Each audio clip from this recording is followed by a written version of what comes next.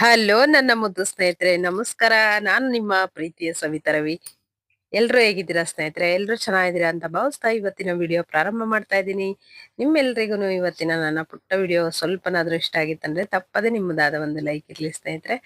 ಹಾಗೆ ಇನ್ನೂ ಯಾರೆಲ್ಲ ಸಬ್ಸ್ಕ್ರೈಬ್ ಮಾಡ್ಕೊಳ್ದೆ ನೋಡ್ತಾ ಇದ್ದೀರಾ, ಪ್ಲೀಸ್ ಸಬ್ಸ್ಕ್ರೈಬ್ ಮಾಡ್ಕೊಂಡು ನೋಡಿ, ಸಪೋರ್ಟ್ ಮಾಡಿ ಅಂತ ಕೇಳ್ಕೊಳ್ತಾ ಇವತ್ತಿನ ವಿಡಿಯೋ ಪ್ರಾರಂಭ ಮಾಡ್ತಾ ಇದ್ದೀನಿ.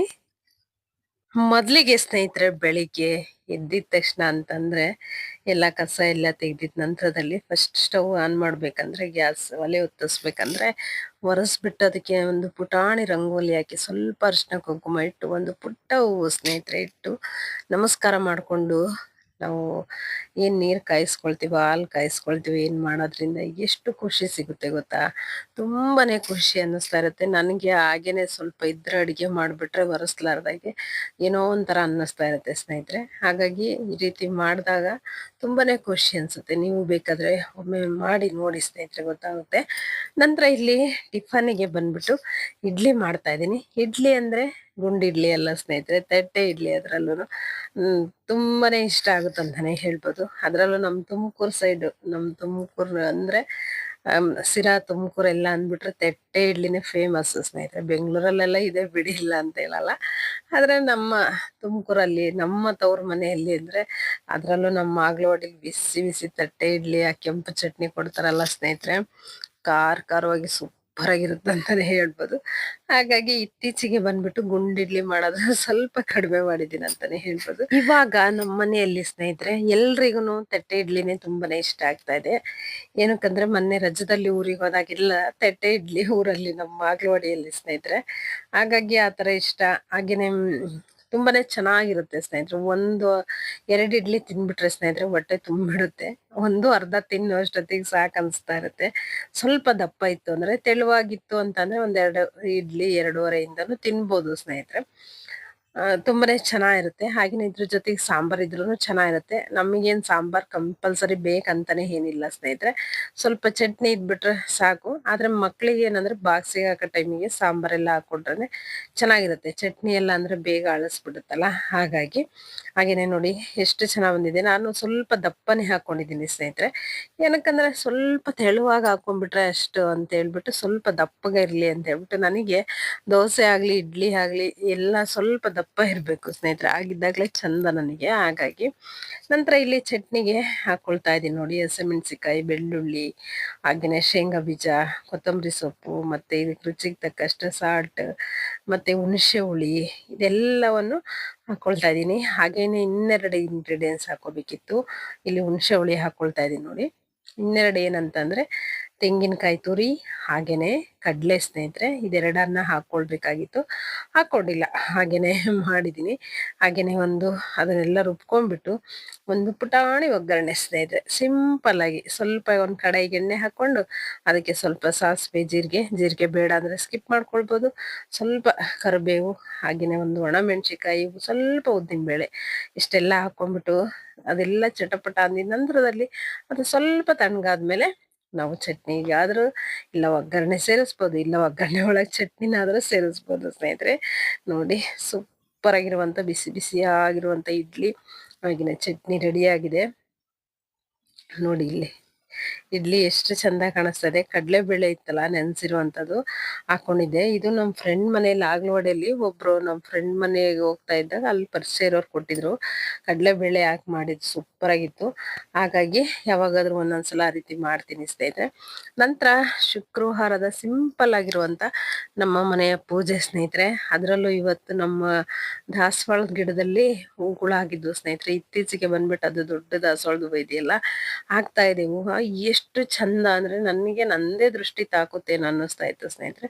ತುಂಬಾನೇ ಖುಷಿ ಆಗ್ತಿತ್ತು ಅದೆರಡು ಹೂವು ನೋಡಿ, ಎಷ್ಟು ಚೆನ್ನಾಗಿ ತುಂಬಾನೇ ಕಳೆ ಕಾಣಿಸ್ತಾ ಇತ್ತು ಅಂತಾನೆ ಹೇಳ್ಬೋದು. ಹಾಗೆ ಅಲ್ವಾ ಸ್ನೇಹಿತರೆ, ನಾವು ಬೆಳೆದಿರುವಂಥದ್ದು, ಯಾವುದೇ ಆಗ್ಲಿ, ಒಂದು ತರಕಾರಿ ಆಗ್ಲಿ, ಏನೇ ಆಗ್ಲಿ, ತುಂಬಾನೇ ಚಂದ ಅನ್ಸುತ್ತೆ. ಅದೊಂಥರ ಏನೋ ಮನ್ಸಿಗೆ ಸಮಾಧಾನ, ಖುಷಿ ಕೊಡುತ್ತೆ ಅಂತಾನೆ ಹೇಳ್ಬೋದು.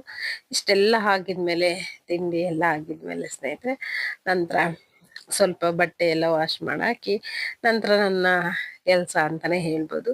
ನನ್ನ ಸುಮಾರು ಬ್ಲೌಸ್ಗಳೆಲ್ಲ ಹೊಲಿಯುವಂಥದ್ದು ಹಾಗೇನೆ ಸ್ಟಾಕ್ ಬಿದ್ದಿದೆ. ಹಾಗೇನೆ ಡ್ರೆಸ್ಗಳೆಲ್ಲ ಅಷ್ಟೇನೆ, ಅದನ್ನು ಸ್ವಲ್ಪ ಫಿಟ್ಟಿಂಗ್ ಮಾಡ್ಕೊಳ್ಳುವಂಥದ್ದು ಎಲ್ಲ ಹಾಗೆ ಇಟ್ಬಿಟ್ಟಿದ್ದೀನಿ ಅಂತಾನೆ ಹೇಳ್ಬೋದು. ಇದೆಲ್ಲ ಹಬ್ಬ ಎಲ್ಲ ಆಗ್ಲಿ ಅಂತ ಹೇಳ್ಬಿಟ್ಟು. ಹಾಗಾಗಿ ಇನ್ ಮುಂದಕ್ಕೆ ಸ್ವಲ್ಪ ಸ್ಟಿಚಿಂಗ್ ಬಗ್ಗೆನೂ ಇದು ಮಾಡ್ಬೇಕಂತ ಹೇಳಿ, ಹಾಗಾಗಿ ಇಲ್ಲಿ ನೋಡಿ ಇದು ಡ್ರೆಸ್ ತಗೊಂಡ್ ಬಂದು ಎಷ್ಟೊಂದ್ ದಿನ ಆಯ್ತು, ಆದ್ರೆ ಇದನ್ನು ಸ್ವಲ್ಪ ಫಿಟ್ಟಿಂಗ್ ಮಾಡ್ಕೊಂಡಿರ್ಲಿಲ್ಲ. ಹಾಗಾಗಿ ಇವತ್ತು ಇದನ್ನ ಮಾಡೋಣ ಅಂತ ಹೇಳಿ ಮಾಡ್ತಾ ಇದ್ದೀನಿ ಸ್ನೇಹಿತರೆ. ಹೀಗೆ ಇರುತ್ತೆ. ಇನ್ ಮುಂದಕ್ಕೆ ನಿಮ್ ಜೊತೆಗೆ ಸ್ವಲ್ಪ ಸ್ಟಿಚಿಂಗ್ ಏನಾದ್ರು ಶೇರ್ ಮಾಡ್ಕೊಳ್ಬೇಕಂತ ಇದ್ದೀನಿ. ಹಾಗೇನೆ ವಿಡಿಯೋ ತೆಗಿಬೇಕು ಚೆನ್ನಾಗೆಲ್ಲ ಅನ್ನುವಂಥದ್ದು, ಯಾವ ರೀತಿ ವಿಡಿಯೋ ಮಾಡ್ಬೇಕನ್ನೋದು ಖಂಡಿತವಾಗ್ಲೂ ಇದೆ ಸ್ನೇಹಿತರೆ. ಆದ್ರೆ ನನಗೆ ಸಾಧ್ಯ ಆಗ್ತಾ ಇಲ್ಲ. ಹಾಗಾಗಿ ನನ್ನ ವಿಡಿಯೋಗಳೆಲ್ಲ ಸ್ವಲ್ಪ ಕಡಿಮೆ ಆಗಿದೆ ಅಂತಾನೆ ಹೇಳ್ಬೋದು ಸ್ನೇಹಿತರೆ. ನೋಡೋಣ, ಖಂಡಿತವಾಗ್ಲೂ ಶೇರ್ ಮಾಡ್ಕೊಳ್ತೀನಿ ಸ್ನೇಹಿತರೆ. ಈಗ ಹಾಗೇನೆ ಇನ್ನೊಂದೇನಂದ್ರೆ, ಸ್ವಲ್ಪ ಡ್ರೆಸ್ ಜೊತೆಗೆ ಬ್ಲೌಸ್ ಬೇರೆ ಹೊಲ್ಕೊಳ್ಬೇಕಾಗಿತ್ತು ಅರ್ಜೆಂಟಾಗಿ. ಹಾಗಾಗಿ ಒಂದು ಬ್ಲೌಸನ್ನು ಕೂಡ ಸ್ಟಿಚ್ ಮಾಡೋದಿತ್ತು. ಅದನ್ನು ಇದಾಗಿದ ನಂತರ ನೋಡಿ ಇಲ್ಲಿ ಬ್ಲೌಸ್ ಸ್ಟಿಚ್ ಮಾಡ್ತಾ ಇದ್ದೀನಿ ಸ್ನೇಹಿತರೆ. ಒಂಥರ ಚಂದ ಅನ್ಸುತ್ತೆ. ಹಾಗೇನೆ ಇನ್ನೊಂದೇನಂದ್ರೆ, ನನಗೇನು ಅನ್ಸುತ್ತೆ ಅಂತಂದ್ರೆ, ನಾನು ಕಟಿಂಗ್ ಎಲ್ಲ ಮಾಡ್ಕೊಂಡು ಒಂದಿನ ನಂತರದಲ್ಲಿ ಹೊಲಿಯಕ್ಕೆ ಕೂತ್ಕೊಂಡ್ಬಿಟ್ಟೆ ಅಂದ್ಬಿಟ್ರೆ ಹೊಲ್ದ್ಬಿಡ್ತೀನಿ ಸ್ನೇಹಿತರೆ ಬ್ಲೌಸ್ಗಳು. ಒಂದು ಎಲ್ಲ ಕೆಲಸ ಮಾಡಿ ಅಂದ್ರೆ ಹೊಲ್ಕೊಳ್ತೀನಿ. ಆದ್ರೆ ಸ್ವಲ್ಪ ಸಂಜೆಗೆ ಬೇಗನೂ ಇದನ್ ಮಾಡ್ಬೇಕು. ಯಾಕಂದ್ರೆ ಮತ್ ನಮ್ಮ ಯಜಮಾನ್ರು ಬಂದ್ಮೇಲೆ ನಿನ್ ಬಟ್ಟೆ ಹೊಲ್ಕೊಳ್ತಾ ಕೂತಿದ್ಯಾ, ಇದನ್ ಮಾಡ್ತಿದ್ಯಾ, ಮತ್ ಮಕ್ಳು ಬರ್ತಾರೆ, ಈ ರೀತಿಯಾಗೆಲ್ಲ ಇದು ಮಾಡ್ತಾರೆ. ಹಾಗಾಗಿನೇ ಸ್ವಲ್ಪ ನಾನು ಇದನ್ ಮಾಡ್ತೀನಿ ಅಷ್ಟೇ, ಇನ್ನೇನಿಲ್ಲ. ಈಗ ಏನ್ ಅನ್ನಿಸ್ತಾ ಇದೆ ಅಂದ್ರೆ ನನಗೆ ದಿನಕ್ಕೆ ಒಂದು ಬ್ಲೌಸ್ ಆದ್ರೂ ಹೊಲಿಯೋದ್ರಿಂದ ನಾನು ಎಷ್ಟು ಬ್ಲೌಸ್ಗಳೆಲ್ಲ ಹೊಲಿದಾಗ ಹಾಗೆ ಇಟ್ಟಿದ್ದೀನಲ್ಲ, ಅದೆಲ್ಲದನ್ನು ಹೊಲ್ಕೊಳ್ಬೋದು ಅನ್ನೋ ಒಂದು ಪ್ಲಾನಿಂಗ್ ಅಲ್ಲಿ ಇದೀನಿ ಸ್ನೇಹಿತರೆ.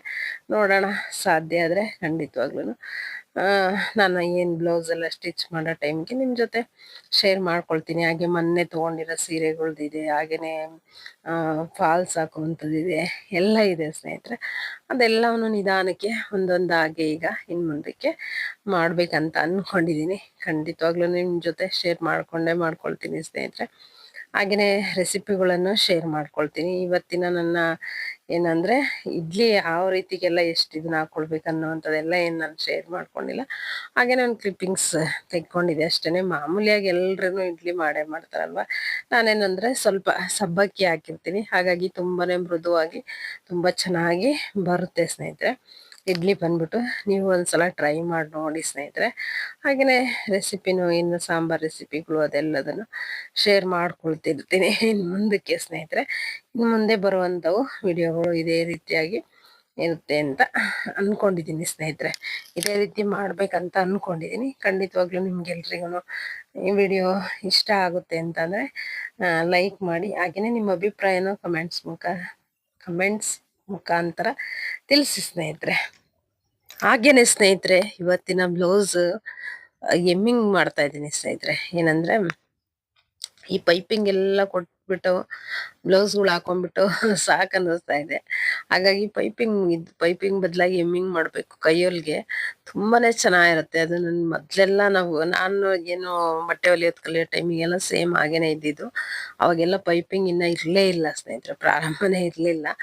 ಆ ನಂತರದಲ್ಲಿ ಸ್ಟಾರ್ಟ್ ಆಗಿದ್ದಂಥದ್ದು. ನಾವೆಲ್ಲ ಅವಾಗೆಲ್ಲ ಏನಂದ್ರೆ ಸ್ಲೀವ್ಗಳಿಗೆಲ್ಲ ತೋಳುಗಳಿಗೂ ಕೈಯೊಲ್ಗೆ ಮಾಡ್ಬೇಕಿತ್ತು. ಕೊರಳು ಸುತ್ತ ಎಲ್ಲ ಪೂರ್ತಿ ರೌಂಡೆಲ್ಲ ಕೈಯೊಲ್ಗೆನೆ ಮಾಡ್ಬೇಕಿತ್ತು. ಹಾಗೇನೆ ಇನ್ನೊಂದು ಅವಾಗಿನ ಟ್ರೆಂಡಿಂಗ್ ಅಲ್ಲಿ ಏನಿತ್ತು ಅಂತಂದ್ರೆ, ಸ್ಕ್ವಯರ್ ನೆಕ್ ಇರ್ತಿತ್ತು ಸ್ನೇಹಿತರೆ. ತುಂಬಾನೇ ಒಂಥರ ಚೆನ್ನಾಗಿರೋದು. ಹಾಗೇನೆ ರೌಂಡ್ ಕಾಲರ್ದು ಈ ತರದ್ದೆಲ್ಲ ಹೆಚ್ಚಿಗೆ ನಾವು ಮದುವೆಗಿಂತ ಮುಂಚೆ ಎಲ್ಲ ಬರೀ ಲಂಗ ಬ್ಲೌಸ್ ಬಿಡಿ, ಅದ್ರದ್ದೇ ಬೇರೆ ಇದೆ.